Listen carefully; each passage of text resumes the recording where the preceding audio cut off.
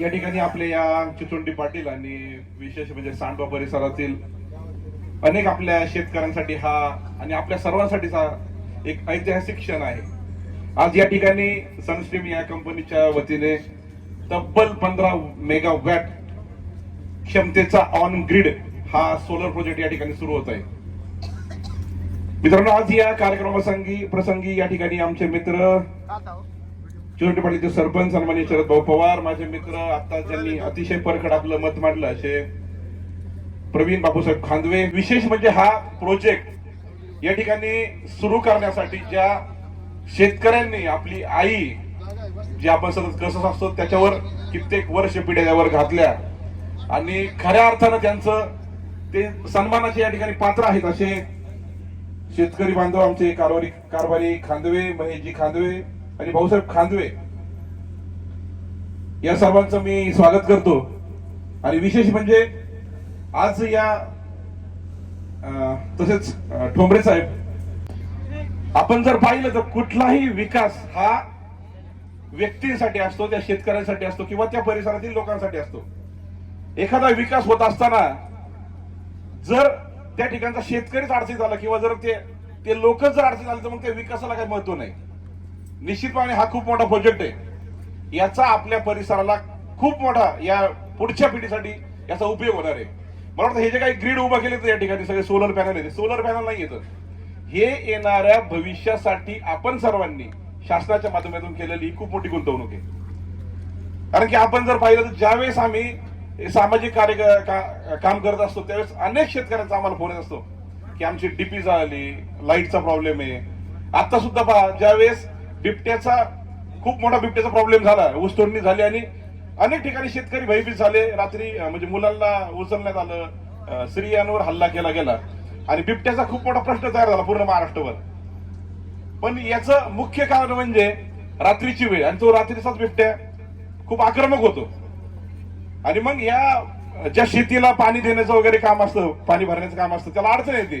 त्यामुळं शासनाने विचार केला की बघा, तुम्ही एक बातमी पण आली, शासनाने वरिष्ठ लेवलवर विचार केला आणि सरळ सांगितलं की आम्ही आता दिवसा शेतकऱ्याला वीज देऊ, पूर्ण क्षमतेने आम्ही शेतकऱ्याला 3 फेजची वीज देऊ. परंतु हे झालं नाही. कारण याचा मुख्य प्रॉब्लेम असा आहे की जी कोळशाने ऊर्जा तयार होते ती तेवढ्या ताकदीने 3 फेजच्या देणं शक्य नाही. तुम्ही पाहिलं की आठवडाभर 2-2 तास सुद्धा रोज लाईट येत नाही. म्हणजे एखादं 2 एकर 4 एकर भरणं असेल ते भरणं होत नाही. म्हणजे परिणामी आता पाऊस एवढा झालाय का ह्या पूर्ण वर्षभर प्रॉब्लेम यायचा नाही. पण लाईटच नाही राहिली तर 100% आपल्याला शेती करण्यासाठी अवघड होईल. त्या शेतीची मशागत करणं शक्य होणार नाही, पिकांचं नुकसान होईल. असं वर्षानुवर्ष चालू आलंय, हे सगळं चालू आहे.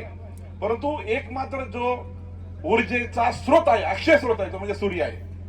आणि या सूर्याकडून मिळणारी ऊर्जा ही स्थिर असते, विशेष म्हणजे कार्बन मुक्त असते, म्हणजे पर्यावरण पूरक आहे आणि कायमस्वरूपी.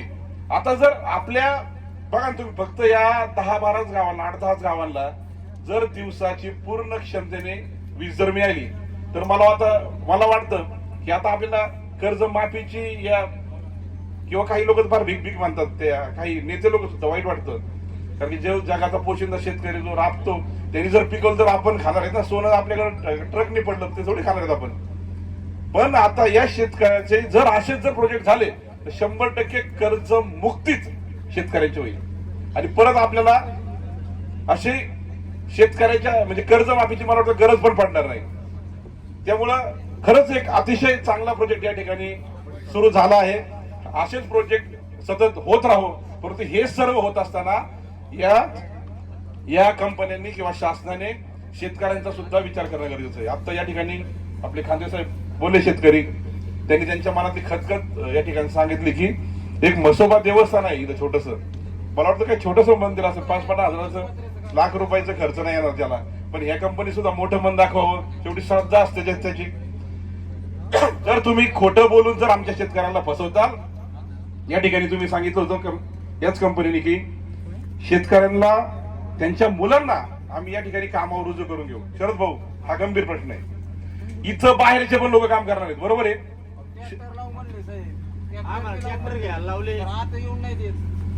बऱ्याचशा समस्या आपल्या शेतकरी बांधवांच्या इथं. मला वाटतं आता यासाठी सुद्धा आपण काम करणं गरजेचं आहे. आ- त्यांनी जमीन तर चौघा भावांची दिलेली, त्यांचं तर त्यांनी घ्यायला पाहिजे ना, त्यांना बरोबर. त्यांच्या मी या कार्यक्रमाच्या माध्यमातून सनस्ट्रीम कंपनीला जाहीर आवाहन करतो आणि सांगतोय की तुम्ही आमचा अंत पाहू नका. तुम्ही बाहेरचे लोक इथे कामावर ठेवणारच आहेत. तुम्ही पहिल्यांदा या ज्या 4 ते 5 शेतकऱ्यांच्या घरात शेती गेली त्या मुलांना प्राधान्याने तुम्ही कामावर घ्यावं. तर आपलं मसोबा मंदिर आहे त्याचा घेऊ म्हणून आम्ही जमिनी दिल्या. निश्चित- वॉचमॅन मध्ये बी घ्यायला आणि निश्चितपणाने ही समस्या आम्ही खासदार साहेबांना सुद्धा कळवू आणि आपण सगळे इथंच येतं. प्रोजेक्ट पण इथं आहे, बरोबर आहे. आपण सगळे ताकदीने तुमच्या मागे उभं राहू. आमचे इंजिनियर यातून मी या आपल्या सर्वांच्या माध्यमातून शरद भाऊ असतील, खासदार साहेब, लंके साहेब असतील, सर्वच आपण पक्षाचा विचार न करता आपल्या या 4 मुलांना कसं कामावर घेता येईल याच्यासाठी आम्ही 100% प्रयत्न करू. शेवटी मी परत सांगतोय की विकास हा माणसाला मारून नाही झाला पाहिजे, तो माणसासाठी विकास आहे. आणि पुन्हा एकदा मी आपल्या सर्वांना या ठिकाणी देशाचे नेते, जाणते राजे, अनेक क्षेत्रात ज्यांनी आपल्या महाराष्ट्राचं नाव देशभर जागतिक पातळीवर नेलं असे संयमी दृष्टे 85 वर्षात सुद्धा हा व्यक्ती सातत्याने विमानाचा प्रवास, गाडीचा प्रवास करतोय, आपल्यामध्ये येतोय.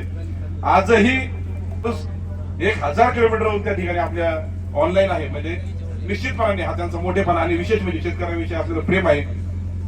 अशा आपल्या जाणत्या राजांना, या नेत्यांना, शरदचंद्रजी पवार साहेबांना यांना उदंड आयुष्य लाभाची मी आई तुझा भवानी चरणी प्रार्थना करतो.